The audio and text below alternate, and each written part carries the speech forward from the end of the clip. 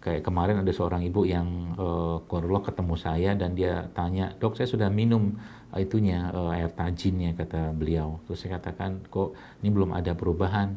Ya saya bilang, "Ibu minum air tajinnya dari air tajin apa gitu kan? Berasnya organik nggak?" "Nggak." Ya udah, nggak mungkin bisa dapat kayak begitu. Jadi air tajin itu Bapak sekalian menjadi salah satu katakanlah obat ya. Jadi kalau ada Anda punya masalah lambung, masalah pencernaan, maka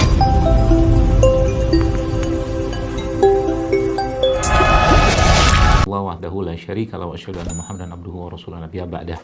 Allahumma shalli wa sallim wa barik ala nabiyyina Muhammad wa ala ali Muhammad kama shallaita ala Ibrahim wa ala ali Ibrahim innaka Hamidum Majid wa barik ala Muhammad wa ala ali Muhammad kama barakta ala Ibrahim wa ala ali Ibrahim innaka Hamidum Majid. Allahumma zidna imanan wa yakinan wa fikhan. Allahumma rabbi shrah li sadri wa yassir li amri wahlul 'uqdatam min lisani yafqahu qawli. Alhamdulillah, saya bahagia dan bersyukur sekali pada Allah Subhanahu wa taala tentunya, dan berbahagia juga pada pagi hari ini saya bisa hadir di sini di Civitas Akademika Fakultas Ekonomi dan Bisnis UGM yang saya juga nggak tahu. Masya Allah, dan ini undangan masuk juga. Dan pastinya ini semua adalah takdir dari Allah, dan saya memang jujurlinya itu memang milih-milih undangan karena memang ada hal-hal yang memang menjadi pertimbangan saya dalam memilih undangan tersebut, khususnya mengenai apa yang saya sampaikan ini bisa ditelan, dicerna, atau mungkin diaplikasikan atau tidak. Bagaimana tadi mungkin Pak moderator ya, Pak siapa tadi? Lupa saya. Bapak moderator lah pokoknya. Pak Sahid nggih, mohon nyuwun sewu nggih. Pak Sahid tadi sampaikan bahwa ternyata memang kesehatan itu tidak serumit dan suruwet yang dibayangkan banyak orang. Dan memang azas itulah yang saya pakai, Bapak Ibu sekalian, teman-teman sekalian, bahwa ternyata memang kesehatan itu tidak serumit dan seribet yang dibayangkan banyak orang zaman sekarang. Bahkan guru saya mengatakan, sampai dia mengatakan begini, dia katakan kalau imanmu lagi turun, hatimu lagi nggak siap, maka nggak usah medical check up, kata beliau gitu. Karena banyak orang zaman sekarang ini ketika mereka medical check up, kolesterol cuma naik 10, katakanlah asam urat sedikit naik, apalah gitu kan, yang nggak sedikit ada tanda bintang dan merah, takutnya luar biasa. Padahal sebelumnya hidupnya biasa-biasa aja, baik-baik saja, nggak ada masalah gitu kan. Ketika ada hal-hal seperti itu, akhirnya dengan keadaan iman ya, dan ada tanda kutipnya di situ, ada iman dan hati yang tidak siap, akhirnya dia menjadi orang yang hidupnya penuh dengan ketakutan. Ada juga kisah di mana seorang yang subhanallah ya, saya diceritakan lagi-lagi guru saya, beliau menceritakan ada seorang bapak yang dia sepanjang tahun, berapa tahun gitu minum kopi aja, tidak ada masalah gitu kan.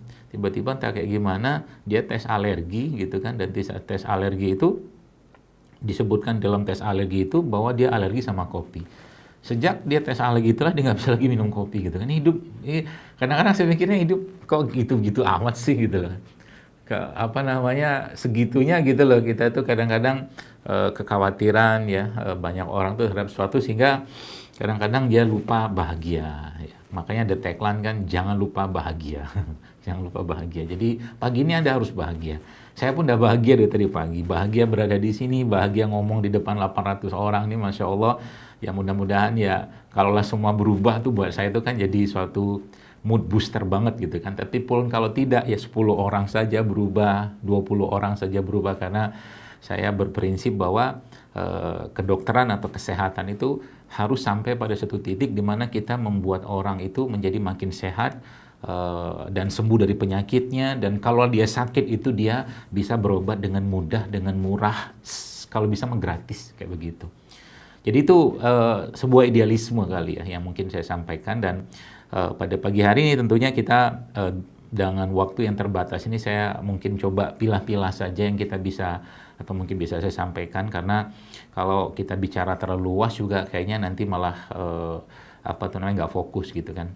Baik, Bapak Ibu sekalian yang saya hormati, kalau bicara tentang kesehatan maka kita mungkin tidak akan bisa jauh-jauh dari bagaimana khususnya Quran ya, dalam hal ini yang sebagai Muslim saya meyakini disitulah letak semua sumber ilmu gitu kan. Maka kalau bicara kesehatan ya tentunya juga rujukannya itu Quran. Rujukannya itu Quran. Bagaimana Quran bicara. Nah, ada beberapa poin yang mungkin akan saya jelaskan di sini karena bahasa kita atau topik kita pada hari ini kan judulnya asal muasal penyakit serta bagaimana mengatasi dengan cerdas, dengan bijak, bahkan dengan mudah sebenarnya. Baik. Kita tahu bahwa Allah Subhanahu wa taala menjelaskan tentang penciptaan kita manusia, khususnya nenek moyang kita atau bapak moyang kita itu Adam alaihissalam. Itu disebutkan dalam Al-Qur'an, Adam itu kan diciptakan Allah dengan tangannya Allah sendiri. Itu yang pertama. Lalu yang kedua adalah Adam itu diciptakan dari apa? Dari sesuatu benda yang mati, yaitu tanah gitu kan. Kemudian benda mati ini kalau bahasa Quran itu kan salsalin kal fakhar, kemudian dicampurkan dengan air, dicampurkan dengan air, kemudian dicampurkan dengan abu dari berbagai macam tanah yang ada di muka bumi ini, kemudian dibentuk dengan tangan Allah sendiri. Tentunya tangan Allah tidak akan sama dengan tangan kita. Kemudian disitulah asal muasal cerita penciptaan Adam. Ada satu poin di sini yang akan saya ceritakan karena ini nanti kaitannya dengan bukan cuma cerita Adam alaihissalam tapi pasangannya Adam yaitu Hawa alaihissalam. Jadi ada dua nanti, mudah-mudahan cukup waktunya. Jadi Bapak sekalian, kata kuncinya di situ adalah tanah. Allah menciptakan Adam dari tanah. Maka bicara tentang tubuh manusia secara umum nanti, kalau perempuan lain lagi ceritanya. Karena Adam diciptakan Allah dari tanah, maka semua yang ada dalam tubuh Adam alaihissalam itu adalah semua saripati tanah di muka bumi ini Allah kumpulkan jadi satu. Nah, jadi tanah ini menjadi satu topik yang penting. Tapi sebelumnya, sebelum kita bahas lagi tentang tanah ini dan bagaimana kita membersihkan katakanlah tanah tersebut, maka saya akan ambil kisah yang lain supaya ini menjadi sebuah mungkin storytelling gitu kan, sesuatu yang menjadi cerita yang menarik untuk kita pahami bahwa ada hal-hal yang sebenarnya dalam kesehatan itu kalau saya tuh senangnya ada semacam mind blowingnya gitu kan, mind blowing dalam artian ternyata menarik gitu loh kalau kita ngebahas itu, terutama menjelaskan itu bagaimana Quran menyampaikan tentang kesehatan ini. Nah, baik misalnya begini. Jadi ketika Nabi Adam itu sudah diciptakan Allah dengan bentuk yang sempurna ya saat itu ya. Dengan ada mata tentunya, telinga segala macam dan diletakkan Allah di satu tempat di atas tanah seperti itu di surga tentunya. Kemudian saat Nabi Adam sudah terbujur seperti itu dan dalam keadaan Adam alaihissalam itu belum dimasukkan ruhnya oleh Allah Subhanahu wa taala, maka yang menarik di situ ternyata dalam sebuah hadis Bukhari disebutkan bahwa iblis ya laknatullah alaih itu mengelilingi berputar ya mengelilingi ya ngiderin lah gitu kan, ngiderin Nabi Adam tadi. Lalu dalam pengidaran tadi iblis mengadakan penelitian ya, iblis mengadakan penelitian. Riset lah mungkin. Jadi kalau ya guyonannya lah gitu kan, kalau ditanya bapak atau mungkin siapa riset atau researcher pertama yang ada di alam semesta ini, maka mungkin jawabannya iblis gitu kan. Jadi peneliti pertama lah. Jadi dia meliti Nabi Adam saat manusia nggak ada. Lalu Bapak Ibu sekalian, setelah dia neliti itu, ya dia putar, pusingin Nabi Adam, dia putarin 7 kali nggak salah gitu riwayat disebut saya. Lalu iblis masuk ke dalam tubuhnya Nabi Adam melalui hidungnya kalau nggak salah atau mulutnya, seperti itu dalam hadis tersebut. Masuklah iblis tadi ke dalam tubuhnya Nabi Adam. Dengan catatan saat itu Nabi Adam belum ada ruhnya ya, itu yang pertama. Itu yang kedua. Tadi dia kelilingin ya, Nabi Adam tadi, kemudian dia masuk ke dalam tubuhnya Nabi Adam, diketok-ketok sama iblis tadi. Ini manusia apa sih kayak begini kok sakti, bukan bahasa kita kan sakti banget sini orang gitu kan. Sampai Allah menciptakan sendiri dengan tangannya, gitu lah kurang lebih.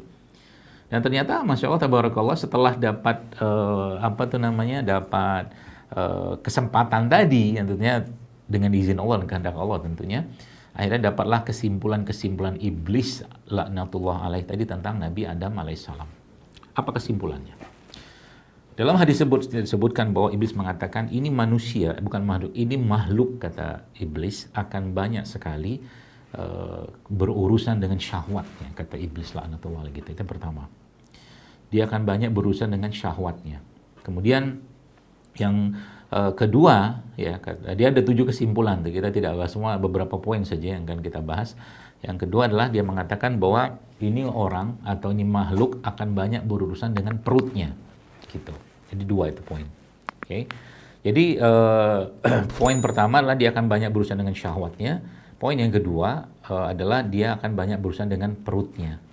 Ada satu lagi dengan kemaluan juga ada. Nah, tapi kita akan dua ini aja. Nah, maka bicara tentang manusia, Bapak sekalian, ya. Maka kalau kita bicara tentang kita, ya, diri kita yang sebagai anak turunan dari Nabi Adam alaihissalam, ya, maka semua, kalau boleh saya sampaikan di sini, semua problem kesehatan yang saya temukan, ini kesimpulannya. Simpulan pertama, semua problem kesehatan yang saya temukan itu pasti ada kaitannya dengan tanah. Itu pertama.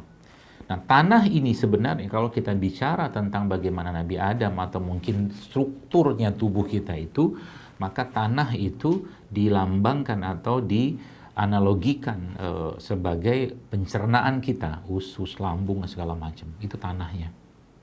Jadi dia mesin bukan mesin ya, tempat bercocok tanamnya, ya. Maka kalau tanahnya rusak, maka rusaklah semua. Bahasa kaidahnya begitu kalau secara fisik. Artinya, kalau bicara tentang nanti bicara tentang promil katakanlah, ya, bicara tentang promil. Nanti ada solusi tentunya. Bicara tentang promil orang yang program hamil seperti itu tuh, maka kita akan mendapatkan satu kesimpulan bahwa kalau bicara tentang sperma yang baik, katakanlah bagi seorang laki-laki, mustahil dia bisa dapatkan sperma yang baik kalau dia punya tanah yang buruk. Nah, gitulah. Tanah itu. Nah, sehingga Bapak sekalian, nah di sini ada beberapa saya stop dulu sini tentang tanah, ya. Baik, kita akan terbanglah katakanlah pergi ke hal yang lain yang Allah jelaskan dalam Al-Qur'an tentang khutuwat. Khutuwat itu adalah, kalau kita kan wala tattabi'u khutuwati syaiton, dan kalau bahasa terjemahannya kita dalam bahasa Indonesia kan, dan jangan ikuti langkah-langkah syaitan kan gitu. Tapi sebenarnya khutuwat ini adalah renstra, ya, rencana strategisnya iblis, ya. Jadi iblis itu punya renstra yang sudah dideklarasikan sejak zaman dulu, ya, Adam diciptakan dan Allah Subhanahu wa taala memerintahkan para malaikat bersujud kepada Nabi Adam, ya, bukan bersujud sholat tentunya, hormat, ya, seperti itu. Dan itu sudah dijelaskan dalam Al-Quran bahwa iblis sudah mengatakan saya akan perangi mereka, musuhi mereka. Dan disitulah iblis laknatullah alaih melakukan atau membuat renstra. Dan Al-Quran menjelaskan tentang renstra itu. Baik, renstra dalam Quran yang bicara tentang khutuwat, nanti bisa coba dilihat, itu ada beberapa topik, ya, ada beberapa topik. Tapi menariknya, saya tidak akan bahas semua topik karena ada 4 khutuwat itu dalam Quran. Khutuwat yang pertama, ya, itu ternyata kalau sekedar informasi saja adalah berkaitan dengan keimanan seseorang, keimanan manusia. Maka itu menjadi renstranya iblis untuk dirusak. Itu yang pertama.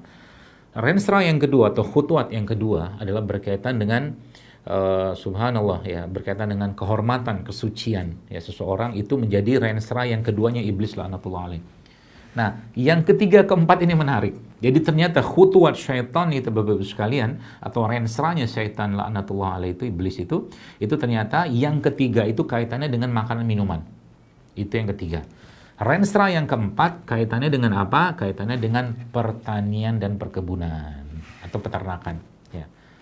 Semua direnstrakan sama si iblis itu, ya, untuk dirusak seada-adanya, untuk dirusak sejadi-jadinya. Itulah kerjaannya dia sampai detik ini. Jadi kalau sekarang Anda lihat keadaan makanan minuman yang buruk zaman sekarang ini, ya, atau Anda ngelihat pertanian, perkebunan, peternakan, ya, bahkan kadang-kadang ini sedikit obrolan kita agak sedikit nakal-nakal lah gitu kan. Kadang-kadang saya ngelihat ayam-ayam yang dimakan, ya, banyak orang sekarang itu kan. Anda pernah lihat ayam kampung lah, ada ayam kampung itu ada 2 jenis kelamin. Satu ayam kampung jantan, satu ayam kampung betina, betul? Betul. Sekarang kalau Anda lihat ayam-ayam potong itu sebagian, kalau bukan sebagian, sudah tak tampak lagi mana jantan mana betinanya. Coba lihat. Gitulah.